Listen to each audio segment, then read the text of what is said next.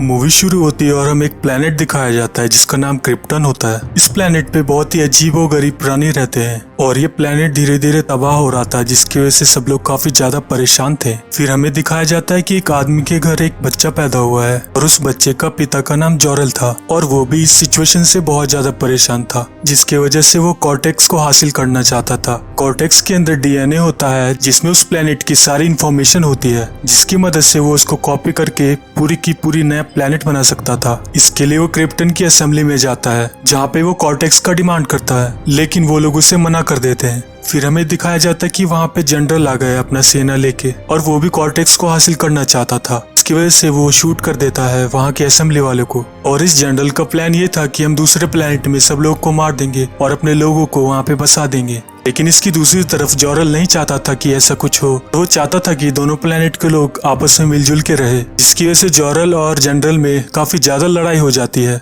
और लड़ाई के बीच में जॉरल मौका पाते ही अपने ड्रैगन को बुला लेता है और उसके ऊपर बैठ के वो कॉर्टेक्स की तरफ चल देता है। लेकिन जनरल उसका पीछा करते हुए वहां भी आ जाता है और उसके ऊपर अटैक कर देता है। लेकिन जैसे वो नीचे गिरने लगता है तो उसका ड्रैगन आके उसे बचा लेता है। फाइनली वो कॉर्टेक्स के पास पहुंच जाता है। कॉर्टेल को हासिल करने के बाद वो बहुत ही बड़ा फैसला लेता है। वो उसे अपने बेटे के अंदर में ट्रांसफर कर देता है, क्योंकि क्रिप्टन पूरा का पूरा तबाह होने वाला था। उसके बाद जब डीएनए ट्रांसफर हो जाता है उस बेबी के अंदर, तो वो लोग उसे पूरी तरीके से लॉक करके स्पेस में छोड़ने वाले थे और वो उसमें उसका की भी छोड़ देते हैं। लेकिन जॉरल की वाइफ काफी ज्यादा इमोशनल हो जाती है। लेकिन तभी अचानक वहाँ पे जनरल आ जाता है और जॉरल को पूरी तरीके से हरा के उसे मार देता है। उसके बाद उसे पता चल जाता है कि उस बच्चे को स्पेसशिप में बैठा के बाहर भेजा गया है, तो वो उसका पीछा करने लगता है। लेकिन दूसरी तरफ ये बात असेंबली को पता चल जाती है, जिसकी वजह से वो लोग अपना एक बड़ा सा स्पेसशिप भेज देते हैं। फाइनली जनरल को रोक देते हैं। तब ये बात असेंबली को पता चलती है कि उन्होंने जॉरल को मार दिया है, तो वो उन्हें पूरी तरीके से फ्रीज कर देते हैं। फिर हमें दिखाया जाता है कि वो स्पेसशिप धरती के अंदर प्रवेश कर चुका है और फिर हमें दिखाया जाता है कि क्रिप्टन पूरी तरीके से तबाह हो चुका है। अब हमें प्रेजेंट में दिखाया जाता है जहाँ पे कुछ मछुआरे बैठे होते हैं बोट के अंदर। फिर हमें एक नए कैरेक्टर को दिखाया जाता है जिसका नाम क्लार्क होता है और क्लार्क के अंदर भी बहुत सारी एबिलिटीज होती हैं। फिर वो लोग देखते हैं कि पास में ही एक पानी का जहाज क्रैश हो गया है, जिसे बचाने के लिए वो वहाँ पे तुरंत चला जाता है। लेकिन वहाँ पे रेस्क्यू टीम भी आई हुई होती है। लेकिन तभी एक बड़ा सा टावर नीचे गिरने लगता है, जिसे क्लार्क जाके रोक देता है। लेकिन वहाँ पे बड़ा सा धमाका होने की वजह से क्लार्क भी पानी के अंदर गिर जाता है। और इसी के बाद क्लार्क को अपने बचपन की याद आने लग, जहाँ उसे ये याद आता है कि उसके पास कितनी सारी सुपर एबिलिटीज थी और वो नहीं जानता था कि उसके पास ये सब एबिलिटी कहाँ से आई है। एक बार जब उसका स्कूल बस पलट जाता है पानी के अंदर, तो क्लार्क अकेले ही उसे बाहर निकाल देता है। जब क्लार्क के पिता को पता चलता है कि उसने ऐसा कुछ किया है, तो वो काफी गुस्सा हो जाते हैं और उसे समझाते हैं कि अपनी एबिलिटी को दुनिया के सामने नहीं दिखाने के लिए, क्योंकि दुनिया बहुत ही बुरी है और उसकी ताकत का गलत यूज कर सकते हैं। के बाद हमें दिखाया जाता है कि क्लार्क एक होटल में एक वेटर का काम करता है। क्लार्क को ट्रैवलिंग और डिस्कवरीज का बहुत ज्यादा इंटरेस्ट था, जिसकी वजह से वो न्यूज में सुनता है कि एक पुराना स्पेसशिप मिला है, तो क्लार्क वहाँ पे जाने का फैसला करता है। क्लार्क जब वहाँ पे पहुंचता है तो वहाँ पे एक लुइस नाम की लड़की आई होती है, जिससे भी इन सब चीजों में बहुत ज्यादा इंटरेस्ट था। फिर रात हो जाती है और वो रिपोर्टर अपना कैमरा निकाल के फोटो खींचती है। लेकिन वो जब देखती है तो उसके कैमरे में एक आदमी भी दिखाई दे रहा होता है। लेकिन जब वो ध्यान से देखती है तो वो क्लार्क ही होता है। क्लार्क अपनी आंखों से लेजर निकाल के बर्फ को मेल्ट करते हुए आगे बढ़ता जाता है। क्लार्क फाइनली स्पेसशिप के अंदर पहुंच जाता है और वहाँ पे एक मॉड्यूल देखता है।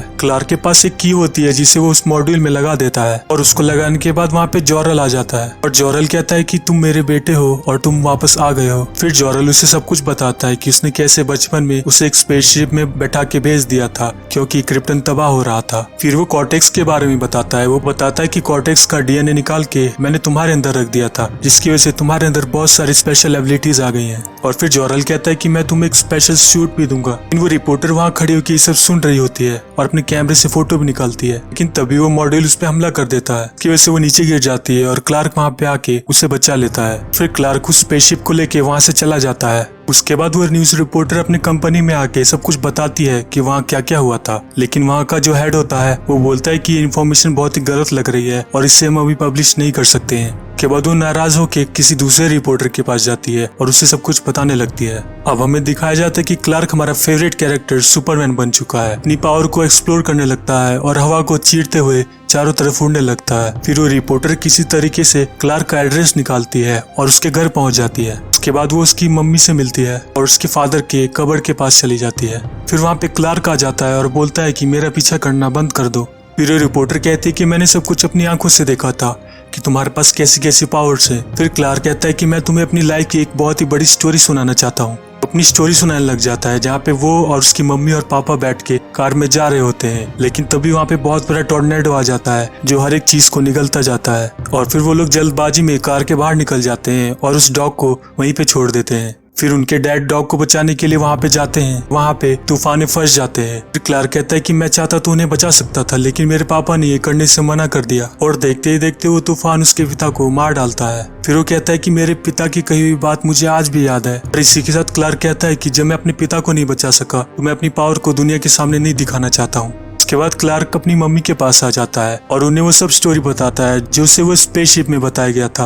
वो कहता है कि अब वो एक सुपरमैन बन चुका है। फिर उसकी मम्मी बहुत ज्यादा खुश होती है, लेकिन साथ ही साथ वो इमोशनल हो जाती है और कहती है कि कहीं तुम मुझे छोड़ तो नहीं दोगे। तो क्लार्क कहता है कि आप कैसी बातें कर रहे हैं। उसके बाद में दिखाया जाता है कि मिलिट्री पर्सन्स सैटेलाइट के जरिए कुछ देख रहे होते हैं और उन्हें धरती की तरफ आते हुए कुछ स्पेसशिप दिखाई देते हैं। फिर उसके बाद उन्हें एक मैसेज दिया जाता है कि हमारे प्लेनेट का एक आदमी तुम्हारे प्लेनेट में फंस गया है और उससे हम लेने के लिए आए हैं। अगर तुम उन्हें नहीं लौटाते हो तो हम सब कुछ तबाह कर देंगे। के बाद एक खबर चारों तरफ फैल जाती है और उस कंपनी का ओनर ये बात सबको बता देता है कि क्लार्क ही सुपरमैन है। फिर हमें दिखाया जाता है कि उस प्लेनेट से जनरल वापस आ चुका है। के बाद सारी मिलिट्री सुपरमैन को ढूंढ रही होती है, लेकिन सुपरमैन भी नहीं चाहता था कि उसकी वजह से पूरी धरती पे खतरा बन जाए। के बाद क्लार्क खुद ही सामने आ जाता है और अपने आप को उनके सामने सरेंडर कर देता है। उसके बाद क्लार्क के साथ सवाल जवाब किया जाता है। लुइस उससे बहुत सारे सवाल पूछती है और वहाँ पे एक माइक्रोफोन भी लगा होता है जिससे मिलिट्री वाले भी ये सब कुछ सुन रहे होते हैं। उसके बाद क्लार्क खुद ही खड़ा हो जाता है और मिलिट्री पर्सन्स को कहता है कि मैं तैयार हूँ उनके पास जाने के लिए और मैं नहीं चाहता कि मेरी वजह से आप लोगों के ऊपर खतरा बन जाए। उसके बाद क्लार्क उस जगह पे जाके खड़ा हो जाता है जहाँ पे क्रिप्टन प्लेनेट से उन्हें लेने के लिए आने वाले थे। उसके साथ में लुइस भी खड़ी होती है और साथ ही साथ पूरी मिलिट्री भी खड़ी होती है। के बाद क्रिप्टन प्लेनेट के लोग कहते हैं कि हमें लुइस को भी साथ में ले जाना होगा। पहले मिलिट्री वाले तो मना करते हैं, लेकिन बाद में लुइस कहती है कि मुझे जाने दो और फिर वो उनके साथ चले जाती है।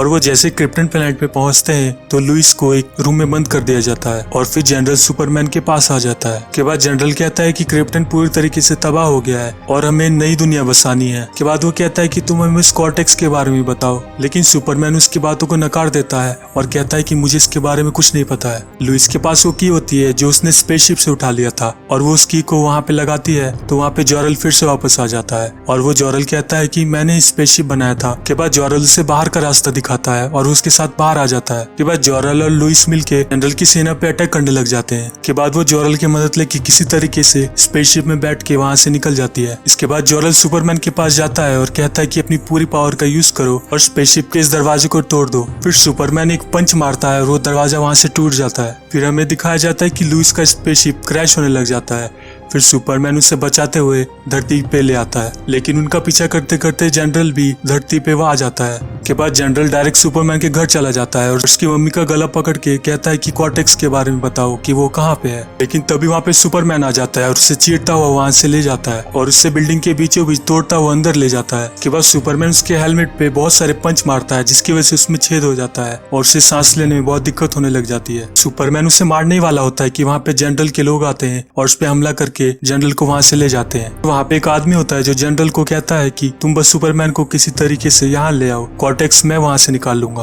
क्योंकि जनरल को पृथ्वी पे सांस नहीं आ रही थी, वो खुद न जाके दो बड़ी बड़ी मशीन भेजता है और वो दोनों मशीन मिलके पृथ्वी को क्रिप्टन जैसा बनाने लग जाती है। के बाद वहाँ के लोग काफी ज्यादा परेशान हो जाते हैं, लेकिन फिर लुइस आती है और कहती है कि मुझे जॉरल ने बताया था कि हम वो स्पेसशिप का यूज कर सकते हैं और इसे डिस्ट्रॉय कर सकते हैं। उसके बाद सुपरमैन वहाँ आ जाता है और कहता है कि आप एक मशीन को पूरी तरीके से डिस्ट्रॉय कर दीजिए और दूसरी मशीन को मैं डिस्ट्रॉय कर दूंगा। उसके बाद हमें दिखाया जाता है कि सुपरमैन जाके उस मशीन को पूरी तरीके से डिस्ट्रॉय कर देता है। लेकिन दूसरी तरफ लुइस जा रही होती है दूसरे मशीन को तबाह करने के लिए, लेकिन तभी वहाँ पे जनरल की सेना आ जाती है उसे रोकने के लिए। फिर जो प्लेन में पायलट बैठा होता है वो कहता है कि मुझे अपनी जान की परवाह नहीं है, मैं अपने प्लेन को ही इस मशीन से टकरा दूंगा और फिर वो जाके उस प्लेन को उस बड़ी मशीन में टकरा देता है जिससे वो मशीन डिस्ट्रॉय हो जाती है और फिर लुइस नीचे गिरने लगती है। लेकिन सुपरमैन वहाँ पे आ जाता है और उसे बचा लेता है और उसे सेफली धरती पे नीचे ले आता है। बाद में दिखाया जाता है कि वहाँ पे जनरल भी आ जाता है और सुपरमैन पे काफी ज्यादा गुस्सा होता है और दोनों में फिर लड़ाई शुरू हो जाती है। वो दोनों लड़ते लड़ते एक के बाद एक बिल्डिंग को डिस्ट्रॉय करने लग जाते हैं। फिर वो लड़ते लड़ते एक दूसरी बिल्डिंग के अंदर पहुंच जाते हैं। सुपरमैन उसे बहुत समझाता है कि वापस लौट जाओ और मैं तुम्हें मारना नहीं चाहता हूँ, लेकिन वो जनरल एक के बाद एक चीजों को तबाह करते जाता है।